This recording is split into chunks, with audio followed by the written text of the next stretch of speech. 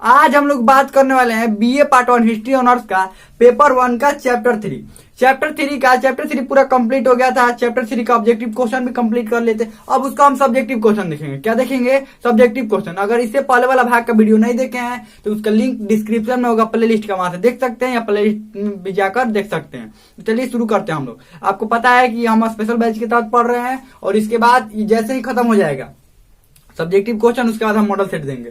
तो चलिए ये बात करते हैं क्वेश्चन क्या है। क्वेश्चन ये है कि मध्य पाषाण काल के बारे में बताएं। हम लोग का पहला क्वेश्चन है। क्वेश्चन क्या है कि मध्य पाषाण काल के बारे में बताएं। अब हम आपको ये बताएंगे कि इसका आंसर लिखते कैसे हैं। आंसर को बारीकी से समझना होता है कि आंसर लिखा कैसे जाता है और आंसर में क्या क्या होना चाहिए। देखिए, ये सिर्फ देखने से नहीं होगा कि ये बस आंसर है, ये समझने से नहीं होगा। और रट कर सोच लेंगे कि याद कर लेंगे, कुछ नहीं होगा रट कर याद, फिर भूल जाएंगे। रट कर रहे कुछ मुख्य बातों को समझ लीजिएगा ना, तो कभी नहीं भूलिएगा। आप कभी भूलिएगा नहीं। दूसरों को समझा सकते हैं, दूसरों को पढ़ा सकते हैं, ध्यान रखिएगा इतना। और ऑनर्स का मतलब होता ही यही है। हिस्ट्री ऑनर्स लिए तो मतलब ये होता है कि गहराई से उसको समझे। तो इसको समझिए गहराई से। क्वेश्चन क्या है कि मध्य पाषाण काल के बारे में बताना है। तो सबसे पहले देखिए क्या लिखेंगे इसमें, क्या लिखेंगे सबसे पहले शुरुआत में क्या लिखेंगे। मध्य पाषाण काल का मध्यकालीन दौर था, यानी बीच वाला दौर था ही, क्योंकि पहले था पूरा पाषाण काल, उसके बाद कौन हुआ? मध्य पाषाण काल, उसके बाद नव पाषाण काल। तो क्या लिखेंगे शुरुआत में एकदम, मध्य पाषाण काल का मध्यकालीन दौर था। माना जाता है कि, माना जाता है यहाँ पर क्यों लिखे हैं? डायरेक्ट ये भी लिख सकते थे ना, पाषाण काल में मनुष्य शिकार करने को लेकर कृषि करने तक पहुंच गए, ये भी लिख सकते थे। लेकिन माना जाता है ऐसा क्यों लिखे? क्योंकि उसका लिखित कोई साक्ष्य नहीं मिला है और पुरातात्विक साक्ष्य भी ज्यादा कुछ नहीं मिला, ज्यादा कुछ मिला नहीं है पुरातात्विक साक्ष्य। इसीलिए यहाँ पर कहा जाता है इतिहास की बातों को, खासकर पाषाण काल की बातों को कहा जाता है कि माना जाता है कि अनुमान लगाया जाता है।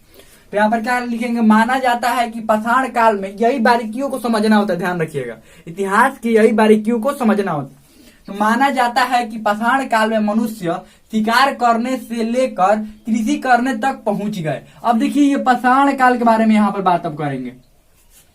मतलब पाषाण काल के जितना भी समय है ना उसके बारे में, अभी मध्य पाषाण काल के बारे में यहाँ तक बात कर लिए कि मध्यकालीन दौर था, लेकिन उसके बाद हम पाषाण काल के बारे में इसमें लिखेंगे, ताकि ये जानकारी इंट्रोडक्शन में थोड़ा जानकारी होना चाहिए कि पाषाण काल के बारे में। तब उसके बाद मध्य पाषाण काल के बारे में लिखना शुरू करेंगे। तो देखिए, माना जाता है कि पाषाण काल में, ये पाषाण काल की बात हो रहा है, पाषाण काल में मनुष्य शिकार करने से लेकर कृषि करने तक पहुंच गए। यानी कि शुरू में कौन था? पूरा पाषाण काल। ये पाषाण काल का समय है। पाषाण काल के अंतर्गत तीनों आते हैं। पाषाण काल का अंतर्गत तीनों आते हैं। मध्य पाषाण काल, ध्यान समझिएगा, पाषाण काल और मध्य पाषाण काल, उसके बाद नव पाषाण काल। अब इसको समझिए, यहाँ पर हमने क्या लिखा है? यहाँ पर लिखा है कि माना जाता है कि पाषाण काल में मनुष्य शिकार करने से लेकर कृषि करने तक पहुंच गए। यानी कि यहाँ पर शिकार करते थे, यहाँ पर पशुपालन स्टार्ट हुआ और यहाँ पर क्या हुआ? कृषि करने लगे। यानी कि पूरा पाषाण काल में शिकार करने से शुरुआत हुई और यहाँ पर आते आते पशुपालन शुरुआत कर दिए। मतलब शिकार भी कर रहे थे और पशुपालन भी, और यहाँ पर आते आते क्या हुआ? वो कृषि करने लगे। यानी कि पाषाण काल का ये पूरा जो दौर है, ये पूरा पाषाण काल का दौर है, ये पाषाण काल में क्या है? यहाँ से शिकार करने से लेकर कृषि करने तक पहुंच गए। उसके बाद पहुंच गए थे, यहाँ पर थे के पास यहाँ पर लगाए, पहुंच गए थे। यह इतिहास के प्रागैतिहासिक काल में आते हैं। इतिहास में हम बताए भी थे, इतिहास के प्रागैतिहासिक काल में आते हैं, जिसका ना कोई लिखित साक्ष्य मिला है और ये पुरातात्विक साक्ष्य बहुत ही कम मात्रा में मिला। जैसे भीमबेटका मध्य प्रदेश में मिला हुआ है और कई जगहों पर मिला हुआ, जैसे महदहा हो गया, सराय नहर में हो गया, थोड़ा थोड़ा साक्ष्य मिला है, ज्यादा कुछ मिला साक्ष्य नहीं है। जैसे बुर्ज होम हो गया, कोल्डियावा हो गया, वहां से भी साक्ष्य कुछ मिले हुए हैं। तो ये थोड़ा थोड़ा साक्ष्य मिला है, ज्यादा कुछ नहीं मिला हुआ है। तो यह इतिहास प्रागैतिहासिक काल में आते हैं। इसका लिखित कोई साक्ष्य नहीं है। पाषाण काल का सबसे महत्वपूर्ण समय मध्य पाषाण काल माना जाता है। अब मध्य पाषाण काल के बारे में लिख रहे तो थोड़ा सा बढ़िया लिखेंगे ना इसके बारे में कि महत्वपूर्ण काल माना जाता है। चाहे नवे पाषाण काल महत्वपूर्ण क्यों ना माना जाता हो, लेकिन यहाँ पर मध्य पाषाण काल के बारे में लिख रहे हैं ना, तो लिखना है किसको महत्वपूर्ण पड़ेगा? मध्य पाषाण काल। यानी कि महत्वपूर्ण, देखिए ये तीनों तो महत्वपूर्ण था। मनुष्य की उत्पत्ति के लिए, उत्पत्ति यहाँ से हुई, शुरुआत यहाँ से हुई, ये भी महत्वपूर्ण था, ये भी महत्वपूर्ण था, और एक दूसरे को दूसरा नहीं रहता तो कोई भी कुछ नहीं हो पाता। तो महत्वपूर्ण तो तीनों है, लेकिन यहाँ पर महत्वपूर्ण किसको लिखना पड़ेगा? मध्य पाषाण काल के। लिख रहे हैं किसके बारे में? मध्य पाषाण काल के बारे में। आगे बढ़ते हैं। मध्य पाषाण काल, देखिए इसको बारीकी से समझ जाइएगा ना, समझ जाइएगा बस सब याद हो जाएगा।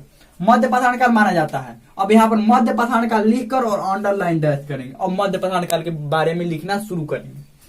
इस काल की जानकारी, मध्य पाषाण काल के बारे में हो रहा है, इस काल की जानकारी मुख्य रूप से पहाड़ की ढाल, गुफा, जंगलों से मिलते हैं। यानी कि इस काल जो है, यह काल है, इस काल की जानकारी कहाँ से में पहाड़ों के ढाल से मिलता है, गुफा से मिलता है और जंगलों से। क्योंकि उस समय के लोग रहते कहाँ थे?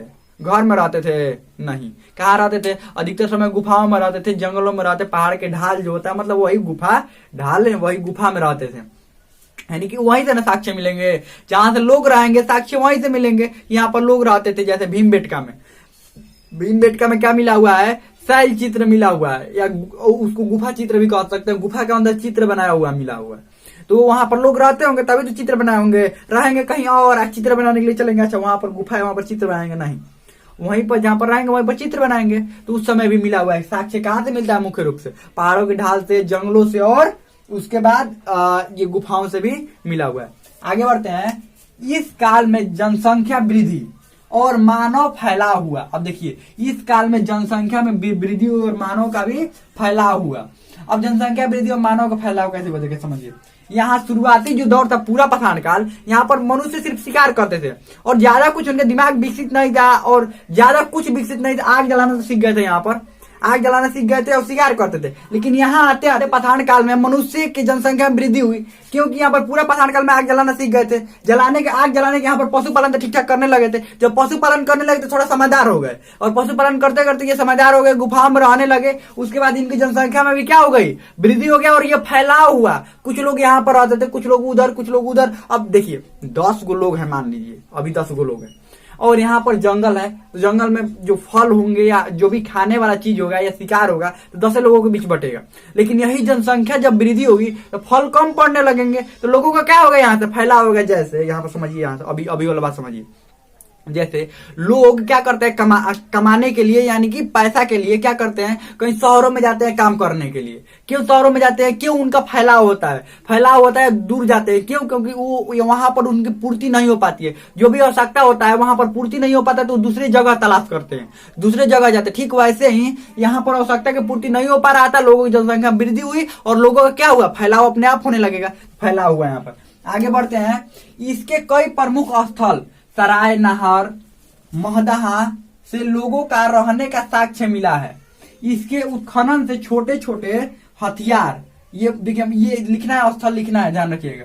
रहने का साक्ष्य मिला, इसके उत्खनन से छोटे छोटे हथियार मिले हैं, इसीलिए इसे माइक्रोलिथिक काल कहते हैं। हम तो पहले ही बताए थे, छोटे छोटे हथियार मिले इसीलिए इसको क्या कहते हैं? माइक्रोलिथिक काल कहते हैं, जिसमें पत्थर, लकड़ी, हड्डियों का औजार मिला है। इस काल में लोग शिकार के साथ साथ पशुपालन भी करते थे। शिकार के साथ साथ क्या करते थे? पशुपालन। अतः अब नीचे अब देखिए, जैसे ही आंसर समाप्त करेंगे तो थोड़ा लिखना पड़ता है। अतः यह काल छूट गया, देखिए यह काल मनुष्य के विकास तथा वृद्धि का सबसे अच्छा समय था। ये हो गया आंसर, ध्यान रखिए। यानी कहां से था? यह मध्य पाषाण काल पाषाण काल का मध्यकालीन दौर। ध्यान समझिए एक बार और। माना जाता है कि पाषाण काल में मनुष्य शिकार करने से लेकर कृषि करने तक पहुंच गए थे। यह इतिहास के प्रागैतिहासिक काल में आते हैं। इसका लिखित कोई साक्ष्य नहीं है। पाषाण काल का सबसे महत्वपूर्ण समय मध्य पाषाण काल माना जाता है। मध्य पाषाण काल लिख कर अंडरलाइन करेंगे। इस काल की जानकारी मुख्य रूप से पहाड़ की ढाल, गुफा और जंगलों से मिलते हैं। इस काल में जनसंख्या वृद्धि और मानव फैलाव हुआ। इसके कई प्रमुख स्थल सराय, नहर, महदहा से लोगों का रहने का साक्ष्य मिला। इसके उत्खनन से छोटे छोटे हथियार मिले, इसीलिए इसे माइक्रोलिथिक काल कहते हैं, जिसमें पत्थर, लकड़ी तथा हड्डियों का औजार मिला। इस काल में लोग शिकार के साथ साथ पशुपालन भी करते थे। अतः यह काल मनुष्य के विकास में वृद्धि का सबसे अच्छा समय था। हमें लगता है समझ में आ गया होगा। ये पहला क्वेश्चन समझ में आ गया होगा। अब हम लोग देखेंगे दूसरा क्वेश्चन। अब हम लोग का 2 नंबर क्वेश्चन है, नवपाषाण युग क्या है, इसके बारे में विस्तार से चर्चा करें। हम लोग का ये दूसरा नंबर क्वेश्चन है। चलिए दूसरा क्वेश्चन का आंसर देखते हैं। उसको कैसे लिखेंगे, देखिए इसमें अगर चार्ट बना देते हैं थोड़ा सा तो अच्छा लगता है और देखने में भी अच्छा लगता है, और देखने वाले जो टीचर कॉपी चेक करने वाले हैं वो भी ठीक ठाक नंबर दे देते हैं। तो उनको लगता है कि हाँ बच्चा कुछ पढ़ रहा है, कुछ चार्ट भी बना रहा है, और ये जगह भी थोड़ा भरता है ना। देखिए इतना जगह भर गया और भी एक दो को चार्ट बनाना और जगह भरता है वो चार्ट बनाने से, ध्यान रखिएगा। चलिए हम लोग क्वेश्चन के आंसर देखते हैं। इसका आंसर होगा नौ पाषाण काल के बारे में हमें बताना है। किसके बारे में बताना है? नौ पाषाण काल के बारे में। अब देखिए नौ पाषाण काल, यह पाषाण काल का सबसे विकसित तथा अंतिम समय था। ये सबसे विकसित था। विकसित क्यों था आपको समझाते हैं, समझिए ध्यान से। विकसित क्यों था? क्योंकि कृषि की शुरुआत यहाँ से हुई और कृषि के साथ साथ मनुष्य बहुत सारी चीजें करने लगे, जैसे पशुपालन करने लगा था, शिकार भी कर रहा था, कृषि भी कर रहा था, स्थायी रहने के लिए जगह भी था, सब कुछ इसके पास मौजूद हो गया था। इसीलिए ये विकसित समय था। इसी काल में कृषि क्रांति की शुरुआत हुई। इस काल में कृषि क्रांति की शुरुआत हुई, ध्यान रखिएगा। कृषि में क्रांति हुई। अब क्रांति का मतलब ये नहीं कि ये कोई अचानक हुआ, धीरे धीरे शुरुआत हुई कृषि की। कृषि बहुत तेजी मात्रा में होने लगी ये नौ पाषाण काल में। अब देखिए पाषाण काल के 3 को हम समय बताए थे ना, कौन कौन पाषाण काल का समय बताए थे? पूरा पाषाण काल, देखिए ध्यान समझिए, पूरा पाषाण काल, पूरा पाषाण काल, मध्य पाषाण काल, अब ध्यान समझिए, मध्य पाषाण काल, और उसके बाद नौ पाषाण काल, नौ पाषाण काल। अब देखिए इसको अलग अलग काल में क्यों बांटा गया? किसने बांटा ये अलग अलग काल? ये किसने बांटा? ये इतिहासकारों ने बांटा ताकि पढ़ने और समझने में आसानी हो। अब ये मत समझिए कि पूरा पाषाण काल में सिर्फ मनुष्य क्या करते थे, सिर्फ मनुष्य शिकार करते थे। मध्य पाषाण काल में पशुपालन, और इस काल में क्या करने लगे ये लोग कृषि करने लगे। मतलब ये वो काल के बाद शुरुआत होगा तो उसी समय पशुपालन करने लगे थे? नहीं, इतिहासकारों ने क्या देखा कि जहां से पशुपालन शुरुआत हुआ है ना उसको मध्य पाषाण काल बना देते हैं, और जहां पर कृषि उर्षि हुआ है उस काल को क्या बना देते हैं? नौ पाषाण काल बना देते हैं। खुद से ये बांटा गया ताकि ये समझने और पढ़ने में आसानी। जैसे ये आर्डर से बांटा जाता है ना कि किसी गली नंबर 2, गली नंबर 4, गली नंबर 6 बना दिया जाता है। क्यों? क्योंकि मान लीजिए कोई भी कहीं पर किसी का सामान आए, कोई पोस्टमैन लेकर आए सामान, तो उस गली में आराम से पहुंच सकता है, उस लोग के पास आराम से पहुंच सकता है। समझने के लिए उसको क्या बना दिया जाता है? अलग अलग भागों में, छोटे छोटे भागों में बांट दिया जाता है ताकि समझने में आसानी हो। उसी तरह से ये पाषाण काल को भी 3 छोटे छोटे भागों में बांट दिया गया ताकि पाषाण काल को पढ़ने और समझने में क्या हो? आसानी हो। ऐसा मत समझ लीजिएगा पूरा पाषाण काल था तब तक मनुष्य कुछ और दूसरा कर ही नहीं सकते थे, सिर्फ शिकार ही कर सकते थे। नहीं, वो उस समय उतना विकसित नहीं थे। जब विकसित हुए तो उनको मध्य पाषाण काल बना दिया गया उस काल को, और ज्यादा विकसित हुए तो उस काल को क्या बना दिया गया? नौ पाषाण काल। ध्यान रखिएगा इस बात को। शुरुआत हुई और गांव का विकास होने लगा। और किस चीज का विकास होने लगा? गांव का विकास होने लगा। अब गांव का मतलब ये मत समझिएगा पूरा गांव जैसे इस समय विकास हो रहा है वैसे ही लोग समूह में रहने लगे। लोग किसमें रहने लगे?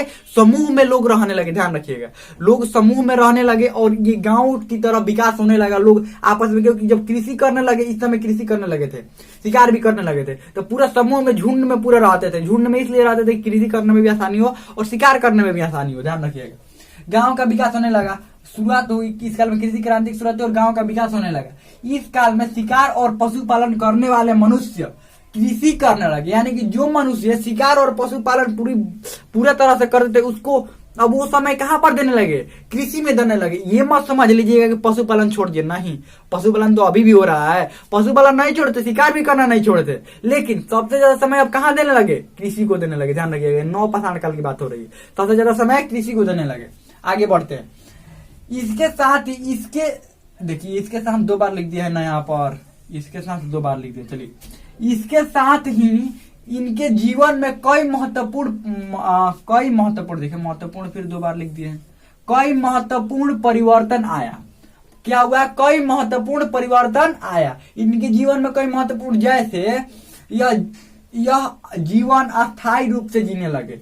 अनाज एकत्रित करने के लिए मृदभांड का निर्माण करने लगे। देखिए ये अस्थायी रूप से जीवन जीने लगे। क्या करने लगे? अस्थायी रूप से जीवन। अब नौ पाषाण काल में अस्थायी रूप से, देखिए अब मान लीजिए यहाँ पर खेत है, खेती कर दिए हैं, यहाँ पर रह रहे हैं। अब अस्थायी रूप से यहाँ पर ना रहिएगा खेतवा में तो कोई जानवर आ जाएगा, जानवर खराब कर देगा। जानवर से ही खेत को बचाना पड़ता है, तो अस्थायी रूप से रहना पड़ता है ना खेत के पास में। खेत के पास में ना रहेगा तो उस समय तो और जंगल था और जानवर आकर खराब कर देगा। इसीलिए उस समय मनुष्य की ये समस्या बन गया था कि वहीं पर रहना पड़ता ही था उसको। जहां पर वो कृषि करेगा वहीं पर क्या करना पड़ता था? उनको रहना पड़ता। अभी भी मान लीजिए अभी भी खेती करने वाले लोग जो है वहीं पर न रहते हैं। अस्थायी ना कि खेती यहाँ पर कर दिया, चल गए कहीं और, तो पता चला खेत में कुल जितने भी फसल लगाए सब फसल खराब। अब कौन खराब किया? जानवर खराब कर देंगे, लोग खराब करेंगे, कौन खराब करेंगे? इसीलिए उस समय मनुष्य क्या करने लगे? अस्थायी रूप से रहने लगे और अनाज एकत्रित करने के लिए मृदभांड का निर्माण करने लगे। यानी मृदभांड मतलब मिट्टी का बर्तन, ध्यान रखिएगा। मृदभांड मतलब क्या होता है? मिट्टी के बर्तन जो भी हो, पहले पूरे प्राचीन समय के मिट्टी के बर्तन को ही मृदभांड कहते हैं, ध्यान रखिएगा।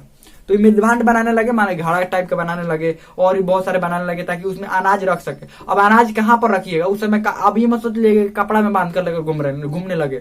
कपड़ा तो था ही नहीं उस समय, लोगों को पहनने के लिए कपड़ा नहीं था, वो अनाज रखने के लिए कपड़ा होगा नहीं। अब आप कहेंगे कि पेड़ों के पत्ता में, तो पेड़ों के पत्ता में कितने दिन तक अनाज रखिएगा? सड़ उड़ जाएगा, एक दो बार पानी पड़ेगा, कहानी खत्म।